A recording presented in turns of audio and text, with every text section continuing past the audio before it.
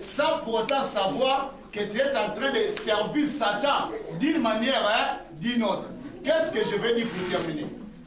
Peuple de Dieu, nous venons à l'église. Mais si nous avons des lois de famille, tu es en train de servir Satan sans pourtant le savoir que tu sers Satan dans l'église. Parce que dans l'église, il y a la loi de Dieu. Et dans la loi de Dieu, tu dois se soumettre. Dans la loi de Dieu, te rend la liberté. Amen. La loi de Dieu te bénit.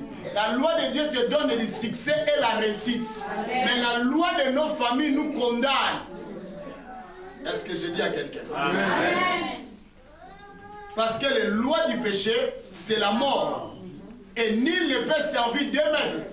Soit il aimera l'un et il va haïr l'autre. Fais ton choix.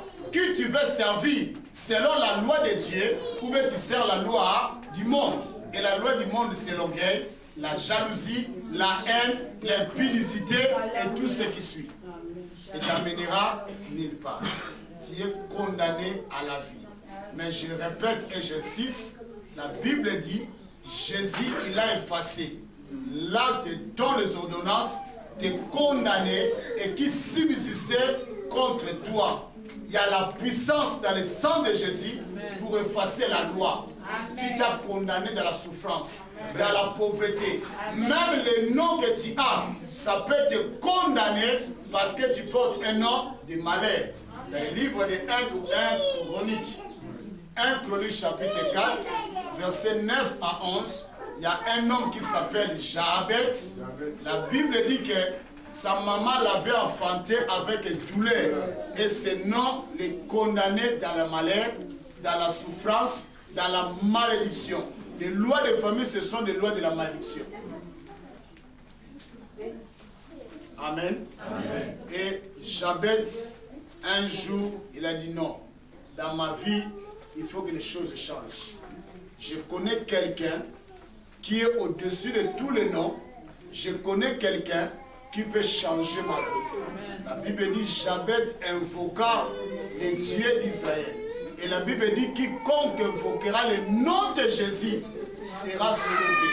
Et si tu invoques le nom de Jésus, tu seras sauvé. Et Jabet, il pria en disant, si tu me bénis, si ta main est sur moi, si tu étends mes limites, parce que la loi nous limite, la loi nous condamne, si tu étends mes limites, alors que je ne sois pas dans la souffrance et dans le malheur. Regarde dans ta famille, vous êtes les mêmes familles, mais il y a des divisions dans chaque famille. Tel frère avec tel frère, les ennemis jurés.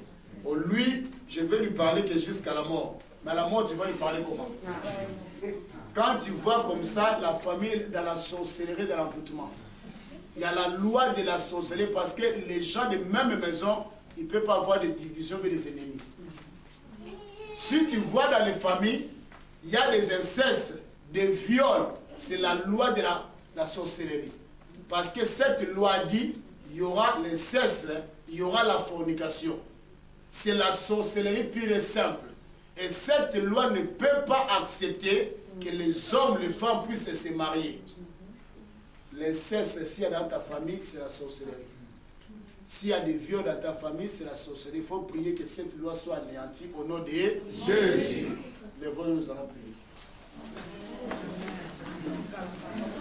Non, c'est pas, je dois prier. C'est pas pour te faire perdre des lois, mais pour te dire dans nos familles, dans nos vies, il y a des lois qui nous ont été établies, qui nous condamnaient. Mais Jésus est venu détruire. La Bible dit que le Fils de l'homme est venu détruire les œuvres du ténèbre. Les œuvres de Satan doivent être détruites au nom de Jésus. Il faut avoir l'inspiration pour prier. La révélation, ce n'est pas pour se décourager, mais je dois me lever et je dois prier.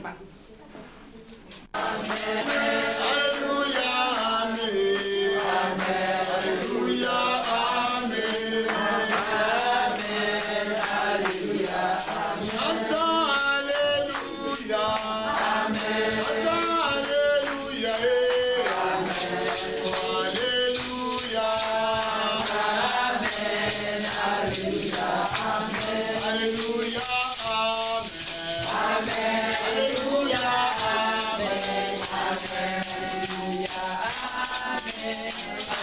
Amen. Alléluia, Amen.